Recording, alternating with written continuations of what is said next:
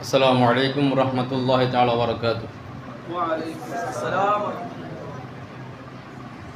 إن الحمد لله الأكرم الذي خلق الإنسان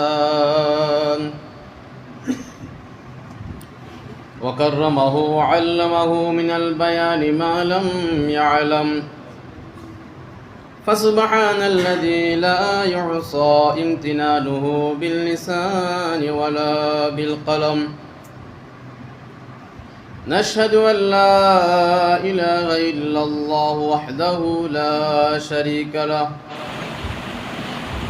ونشهد أن سيدنا ونبينا ومولانا محمدا عبده ورسوله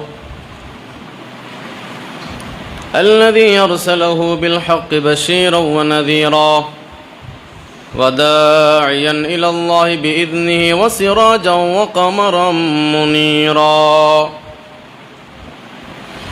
فقد قال الله تعالى في القرآن المجيد والفرقان الحميد: أعوذ بالله من الشيطان الرجيم. بسم الله الرحمن الرحيم. إن الله وملائكته يصلون على النبي يا أيها الذين آمنوا صلوا عليه وسلموا تسليما. اللهم صل مولانا محمد وعلى آله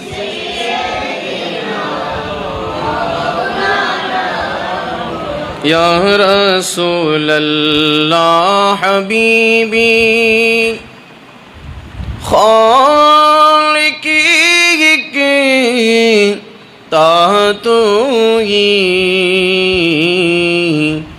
برغوزیدہ ذوالجلالی پاکوں بے ہم تاتوئی. اللہم صلی علی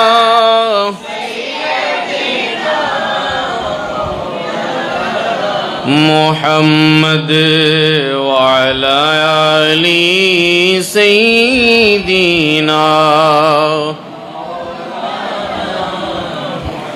رسول আমার ভালোবাসা, রসুল আমার আলো রসা, রসুল আমার ভালোবাসা, রসুল আমার আলো রসা, রসুল আমার প্রেম বিরহের মূল আলোচনা,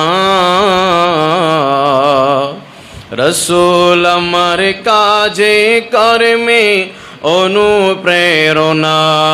আল্লাহুম্মা সাল্লি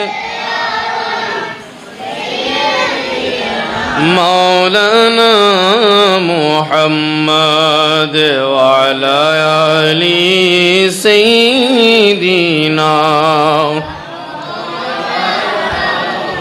بسم الله الرحمن الرحيم. محمد رسول الله والذين معه إلى آخر الآية. صدق الله المولانا العظيم وصدق رسوله النبي الحبيب الكريم، ونحن على ذلك من الشاهدين والشاكرين. ربي صل وسلم وبارك عليه.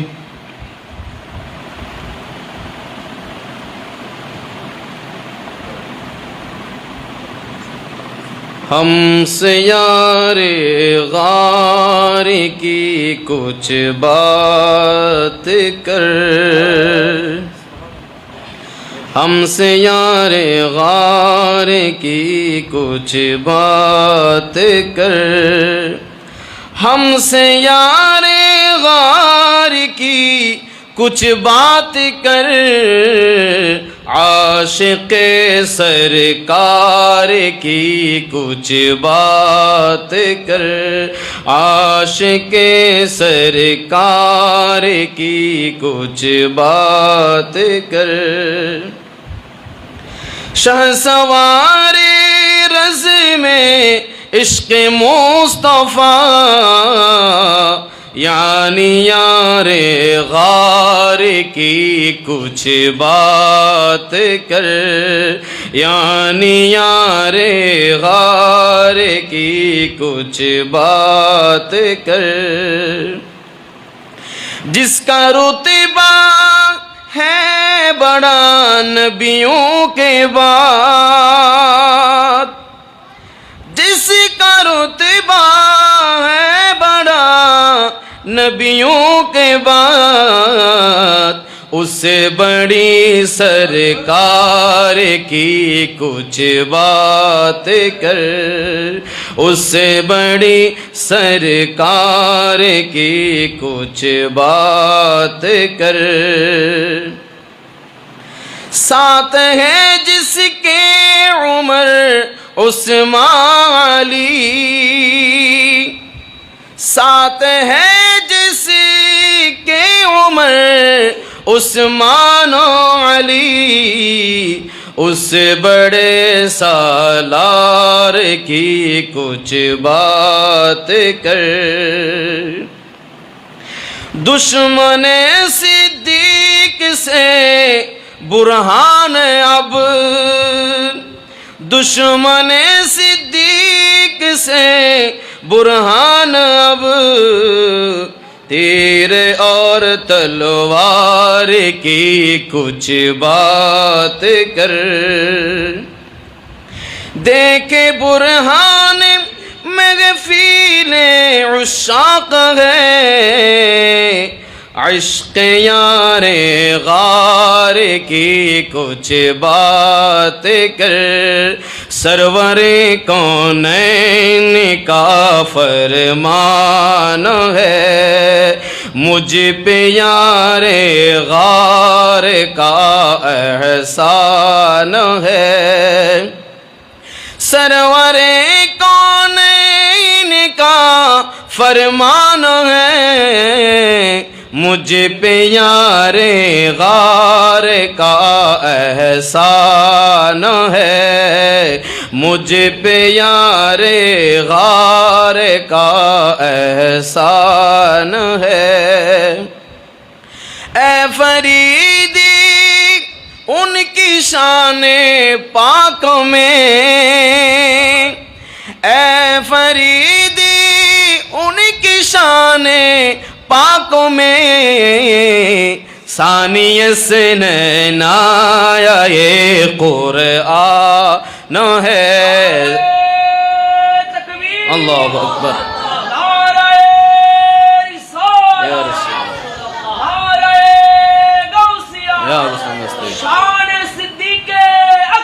जिंदाबाद। ऐ फरीदी उनकी शान पाक में, सानियस ने आया ये कुरआन है, सानियस ने आया ये कुरआन है। उपस्थित অধ্যক্ষরা অজিত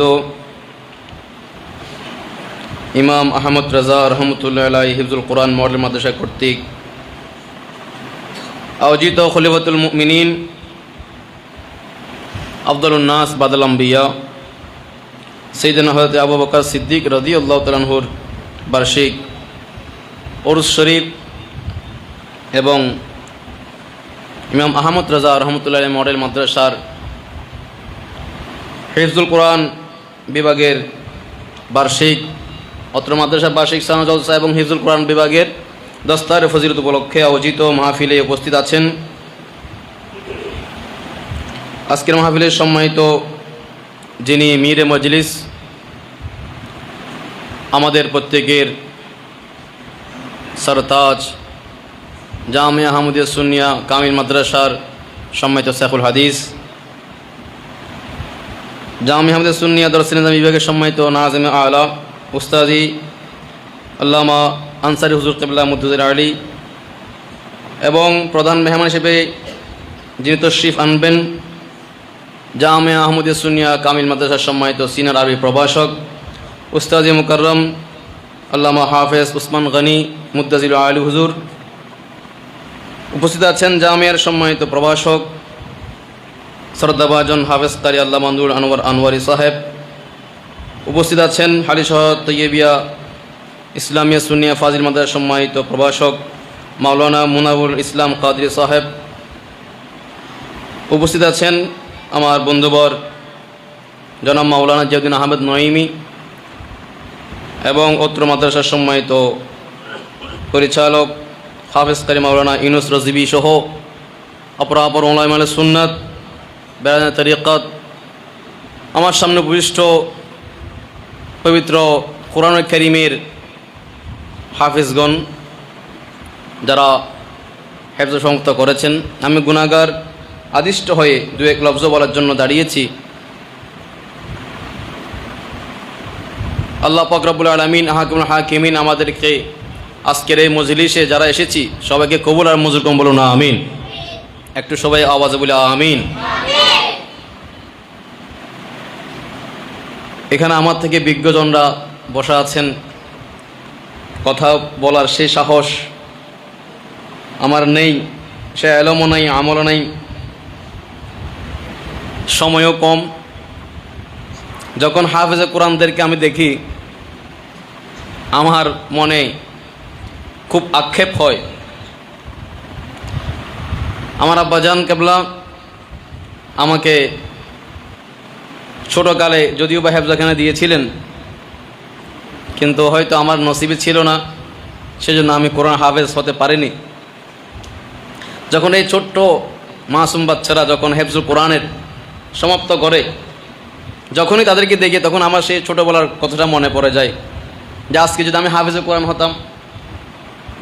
প্রতিটা আলেম যারা গায়রা হাফেজ তাদের অন্তরে এই আক্ষেপটা থাকে যে কেন হাফেজ হলাম না। তো আল্লাহ পাক রব্বুল আলামিন হাকিমুল হাকিমিন যার তকদিরে যেভাবে রেখেছেন সেভাবেই হবে। কোরআন কারীমের হাফেজদের খেদমত করা এটাও বড় সৌভাগ্যের ব্যাপার। সম্মানিত হাজিরিন, আমি আপনাদের খেদমতে একটি আয়াতে কারিমার অংশ বিশেষ তেলাওয়াত করেছি, যে আয়াতের মধ্যে আল্লাহ রাব্বুল আলামিন হাকিমুল হাকিমিন আমার প্যারা রাসূল সাল্লাল্লাহু আলাইহি সাল্লাম সম্পর্কে খবর দিয়েছেন। বিসমিল্লাহির রহমানির রহিম। মুহাম্মাদুর রাসূলুল্লাহ, মুহাম্মদ সাল্লাল্লাহু আলাইহি ওয়াসাল্লাম তিনি কে? রাসূলুল্লাহ, আল্লাহর রাসূল। এরপরে যে অংশটা উল্লেখ করেছি ওয়াল্লাযীনা মাআহু, তো এই আয়াতের মিসদাক যিনি উদ্দেশ্য তিনি হচ্ছেন সাইয়েদনা সিদ্দিক আকবর রাদিয়াল্লাহু তাআলা।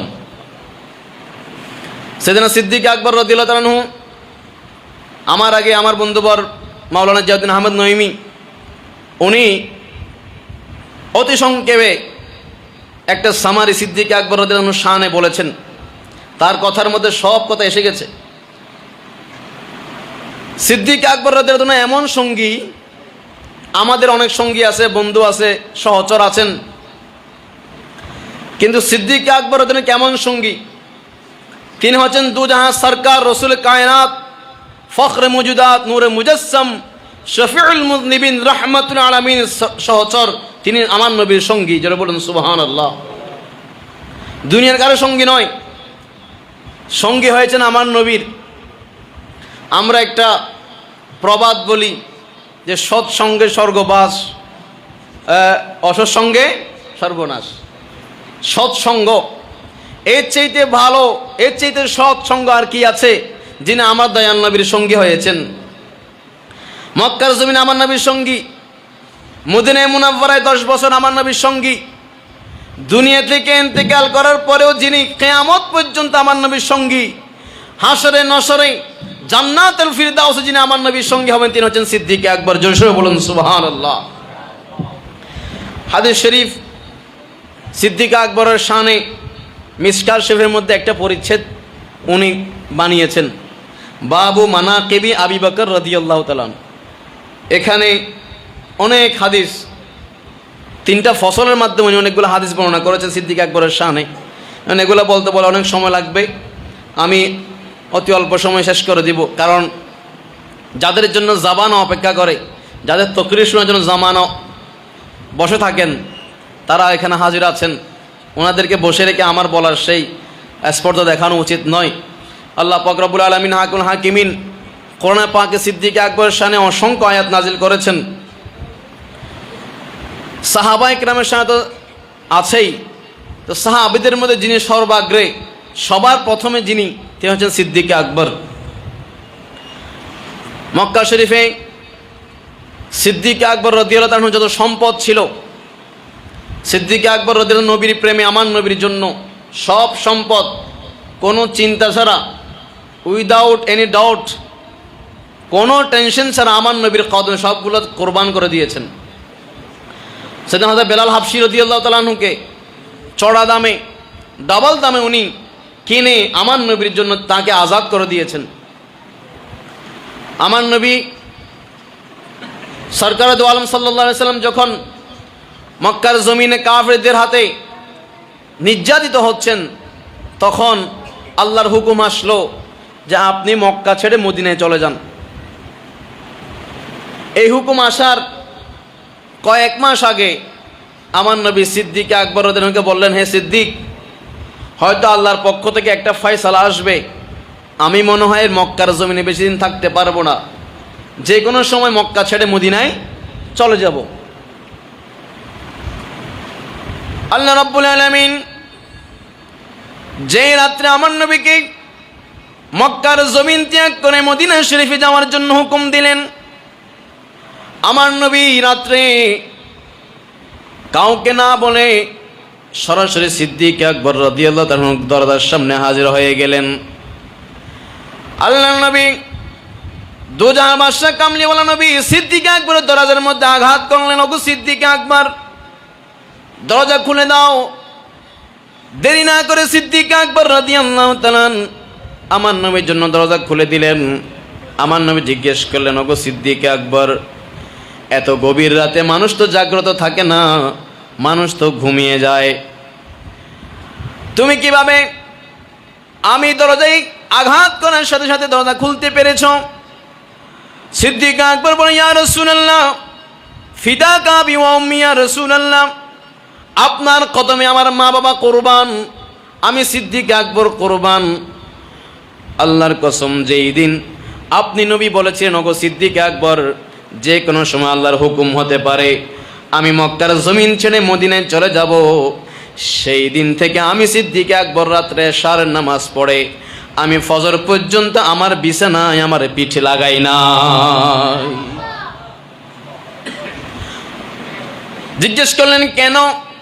সিদ্দিক আকবর উত্তর দিলেন, ইয়া রাসূলুল্লাহ, ইয়া হাবিবাল্লাহ, আপনি দুজাহান বাদশা রাহমাতুল লিল আলামিন কামলিওয়ালা নবী যখন আমার দরজার সামনে আসবেন, আমার ভাঙ্গা ঘরে তশরিফ আনবেন, ইয়া রাসূলুল্লাহ, আমি সিদ্দিক আকবর দেরি করব, আপনি নবী দাঁড়িয়ে থাকবেন, এই সামান্য সময় পর্যন্ত আমি আপনাকে কষ্ট দিতে চাই না। আমার দরজার সামনে এসে আপনি দাঁড়িয়ে থাকবেন, কাফেররা সেই সুযোগ হয়তো নিতে পারে, সেই জন্য আমি এটা বরদাস্ত করব না। আমি তাড়াতাড়ি আপনাকে দরজা খুলে দেওয়ার জন্য আমি সারা রাত দরজার সামনে আপনি নবীর অপেক্ষায় দাঁড়িয়ে থাকতাম। জোরে বলুন সুবহানাল্লাহ। একটু জোরে সবাই আওয়াজ। কি ঘুম আসতেছে নাকি? সিদ্দিক আকবর রাদিয়াল্লাহু আনহুকে নিয়ে আমার নবী চললেন। চলতে চলতে গারে সওরের মধ্যে উঠলেন। সেখানে গিয়ে মিশকাত শরীফের একেবারে বাবু মানাকিবি আবি বকর রাদিয়াল্লাহু আনহু শেষের হাদিস ফসলে সালেসের সেখানে উল্লেখ আছে যে ওমর ফারুক রাদিয়াল্লাহু আনহু আমার সিদ্দিক আকবরকে বললেন, যে আমার সারা জীবনের জিন্দেগির আমল আপনাকে দিয়ে ফেলবো।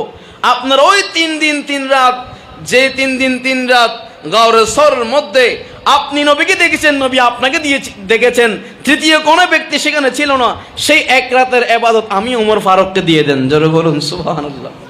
ওই 3 দিন 3 রাতের একটা রাতের আমল, এক রাত ওমর ফারুক রাদিয়াল্লাহু আনহু মনে করেন যে আমার সারা জীবনের আমলের চাইতে উত্তম। সিদ্দিক আকবর রাদিয়াল্লাহু তাআলা গাওরে সরের মুখে দাঁড়িয়ে আমার নবীকে বললেন, ইয়া রাসূলুল্লাহ, আমি আবু বকর সিদ্দিক আগে ভিতরে যাব, সমস্ত ময়লা আবর্জনা গুহার মধ্যে, যে গর্তের মধ্যে আমরা থাকবো সেখানের ময়লা আবর্জনা আমি পরিষ্কার করে নিই। আমি যখন আপনাকে আহ্বান করব আপনি নবী তশরিফ আনবেন। সিদ্দিক আকবর ভিতরে গেলেন, অনেক ময়লা আবর্জনা পরিষ্কার করলেন। সেখানে দেখতে পেলেন সাপের গর্ত। আমার সিদ্দিক আকবর নিজের ইজার, হাদিস শরীফ আসছে ইজার, ইজার শব্দ অর্থ হচ্ছে লুঙ্গি, অর্থাৎ নিচের কাপড়, পরনের কাপড়, সেখান থেকে ছিঁড়ে ছিঁড়ে ওই সাপের গর্তগুলা সিদ্দিক আকবর বন্ধ করে দিলেন। সর্বশেষ 2টা গর্তের জন্য আর কাপড় ছিল না। উনি কি করলেন, ওনার পা দিয়ে 2টা গর্ত আটকে দিলেন। আমার নবীকে ডাক দেন, ইয়া রাসূলুল্লাহ, আপনি এবারে গুহার ভিতরে তশরিফ আনেন। আমার নবী ভিতরে প্রবেশ করলেন। সিদ্দিক আকবর রাদিয়াল্লাহু তাআলার নূরানি রান মুবারকের উপরে আমার নবী স্যার মুবারক রেখে আরাম করতেছেন, বিশ্রাম নিচ্ছেন। ওইদিকে গর্তের ভিতরে সাপ এসে সিদ্দিক আকবরের পায়ের মধ্যে আঘাত করতে লাগলো। সিদ্দিক, সরো, তুমি যেমন নবীর দিওয়ানা, আমি সাপও নবীর দিওয়ানা। বন জঙ্গল আর বাঘ হরিণী চিনল দয়াল নবীকে, আরে মান ভয় চিনলি নারী, দুঃখ রইল মনেতে। আল্লাহুম্মা সাল্লি সাইয়্যিদিনা মাদনা বিয়েনা মাওলানা। আমার নবী প্রবেশ করলেন। সিদ্দিক আকবর ওই সাপের গর্তগুলো আটকে রাখলেন। সাপ কি করলো, শেষমেশ সিদ্দিক আকবর রাদিয়াল্লাহু আনহুর পায়ের মধ্যে আঘাত করলো, দংশন করলো, কামড় দিল। কিন্তু সিদ্দিক আকবর রাদিয়াল্লাহু আনহু আমার নবীর প্রেমে এত বিভোর, উনি পা সরান নাই। উনি বলতেছেন, যতই হোক জান চলে যাবে, কিন্তু আমি সাপকে আসতে দিব না। সাপের বিষে সিদ্দিক আকবর রাদিয়াল্লাহু আনহুর ভিতরে এত যন্ত্রণা, ওনার 2 চোখ বেয়ে পানি পড়তে পড়তে হঠাৎ করে আমার নবীর নূরানি চেহারার মধ্যে সিদ্দিক আকবর 2 চোখের পানি পড়ে গেল। জোরে বলুন সুবহানাল্লাহ। সৌভাগ্য, নবীর চেহারা মুবারকে 2 জন সাহাবীর চোখের পানি পড়েছে। একটা হলেন সিদ্দিক আকবর রাদিয়াল্লাহু তাআলা, আরেকজন মাওলা আলী শের খুদা রাদিয়াল্লাহু তাআলা। মাওলা আলী শের খুদা রাদিয়াল্লাহু তাআলা চোখের পানি কখন পড়েছে? আসরের নামাজের ওয়াক্ত চলে গেছে। মাওলা আলী শের খুদা রাদিয়াল্লাহু তাআলা আসরের নামাজের চিন্তায় এত পেরেশান হয়ে গেলেন। এদিকে আমার নবী মাওলা আলী শের খুদা রাদিয়াল্লাহু তাআলার পা মুবারকের উপরে আরাম করতেছেন, বিশ্রাম নিচ্ছেন। এখন নবী, আমার নবী আরাম করতেছেন, উনাকে ডিস্টার্ব করা বেয়াদবি, নবীর ঘুম ভাঙানো বেয়াদবি। নবীকেও বলতে পারতেছেন, ডাকতে পারতেছেন না। ওইদিকে আসর নামাজের ওয়াক্ত চলে গেছে। এখন কি করবেন এই চিন্তায়, নামাজের চিন্তায় ওনার চোখ থেকে পানি পড়ে আমার নবীর চেহারা মুবারকের পড়েছে। একটু জোরে বলবেন সুবহানাল্লাহ। তো আমার নবী হঠাৎ করে চোখ খুললেন। কি ব্যাপার হে আলী, তোমার চোখে পানি কেন? বললে, ইয়া রাসূলুল্লাহ, আপনার খেদমত করতে করতে আমার আসর নামাজের ওয়াক্ত শেষ হয়ে গেছে, আমি তো আসর নামাজ পড়ি নাই। বললো, আসর নামাজ পড়ো নাই? চলো। একটু সামনে এসে সূর্যকে ইশারা করেন, হে সূর্য, আমার আলী নামাজ পড়েনি আমার খেদমত করতে করতে, তুমি সূর্য আসরের ওয়াক্তের মধ্যে আবার ওয়াপস ফিরে আসো। জোরে বলুন সুবহানাল্লাহ। সূর্য ফিরে আসলো, মাওলা আলী শের খুদা নামাজ পড়লেন। সূরজ উল্টে পাও পলটে, চাঁদ ইশারে से हो चाँद, सूरज उल्टे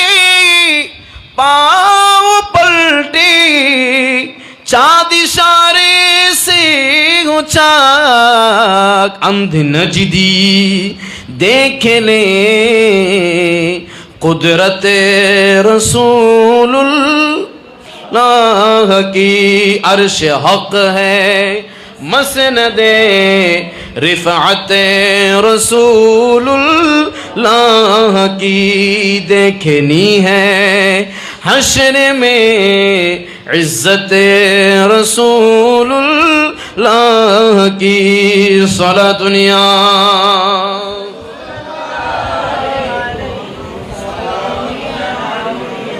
পেরা হাজিরিন, ওই সিদ্দিক আকবর রাদিয়াল্লাহু চোখের পানি পড়ার পরে আমার নবী জিজ্ঞেস করলেন, কি ব্যাপার, তোমার চেহারা মলিন কেন আর কান্না করতেছে কেন? বলে, ইয়া রাসূলুল্লাহ, সাপ মনে হয় এসে গেছে, সাপ আমাকে কামড় দিয়েছে, সাপের বিষে আমি যন্ত্রণা সহ্য করতে না পারি, আমার চোখের পানি বের হচ্ছে। বলে, সরাও।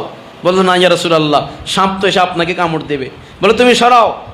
আমার নবী নুরানি জবান থেকে থুতু মুবারক নিয়ে সিদ্দিক আকবরের যে জায়গায় কামড় দিয়েছে সেখানে লাগিয়ে দিয়েন, সাথে সাথে সমস্ত বিষ পানি হয়ে গেছে।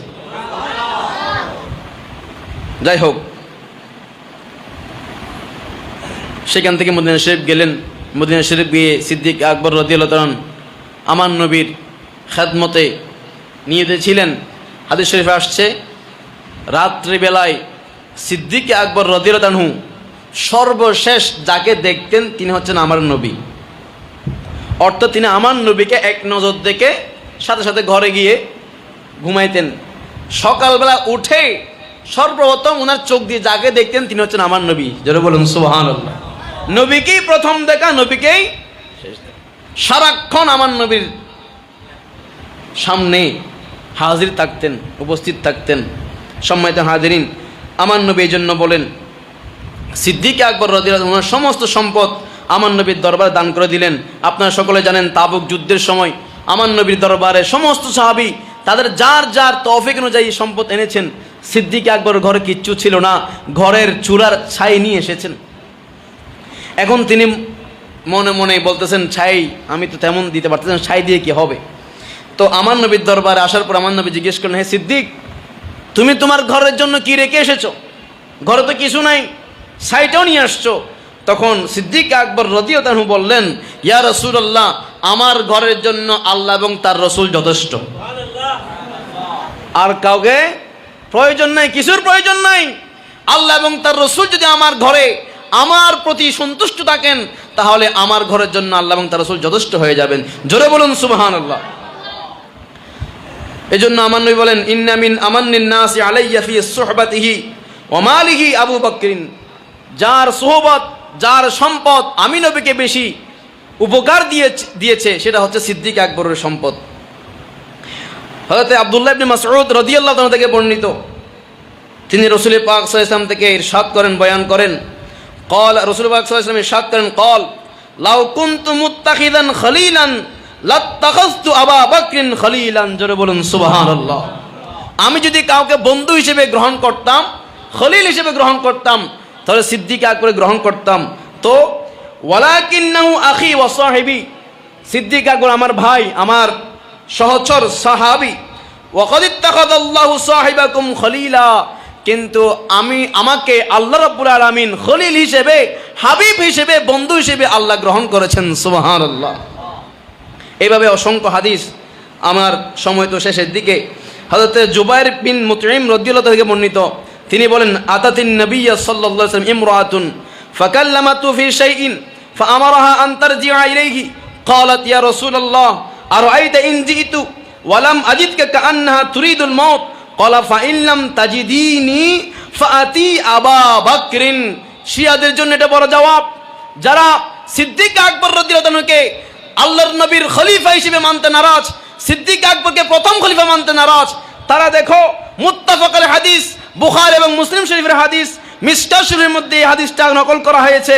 আমার নবী বলেন, আমার নবীর কাছে একজন মহিলা আসলেন, এসে বললেন যে তার সাথে কোনো বিষয়ে কথাবার্তা বললেন। নবী তাকে আবার পরে আসতে বললেন। ওই মহিলা বলল, ইয়া রাসূলুল্লাহ, আপনি যে আমাকে আবার আসতে বললেন, আপনি যদি না থাকেন, অর্থাৎ আপনি যদি দুনিয়া থেকে ইন্তিকাল করেন, তাহলে আমি কার কাছে যাব? আমার নবী বললেন, তুমি সিদ্দিক আকবরের কাছে যাবে। জোরে বলুন সুবহানাল্লাহ। নবীর পরে যাকে স্থলাভিষিক্ত করলেন, নবী যাকে যাওয়ার জন্য বললেন তিনি হচ্ছেন সিদ্দিক আকবর। তাহলে এটা পরোক্ষভাবে সিদ্দিক আকবরকে আল্লাহ নবী খলিফা নির্বাচন করে গেলেন। এভাবে অসংখ্য হাদিস আছে, সময় সংক্ষিপ্তের কারণে আমি বলছি না। আল্লাহ পাক রব্বুল আলামিন আহকামুল হাকিমিন আমাদেরকে ইশকে সিদ্দিক আকবর, রসুল পাক সাল্লাল্লাহু আলাইহি ওয়াসাল্লামের প্রতি সিদ্দিক আকবর যে ভালোবাসা, যে প্রেম, যে ইশক প্রকাশ করেছেন, সে ইশক আমাদের অন্তরে ধারণ করার তৌফিক দান করুন, বলুন আমিন। আল্লাহ পাক এই কোরআনের বাগানকে, এই মাদ্রাসাকে, এই ইমাম আহমদ রাজা রহমতুল্লাহ আলাইহি হিফজুল কোরআন মল মাদ্রাসাকে কবুল করুন, দিন দ্বিগুণা রাত ছগুণা তরক্কি নসিব করুন, বলুন আমিন। আমাদের প্রত্যেকের হাজির কবুল করুন। ওয়া আখির দাওয়ানা আনিল হামদুলিল্লাহি রাব্বিল আলামিন। ওয়াসসালামু আলাইকুম ওয়া রাহমাতুল্লাহ।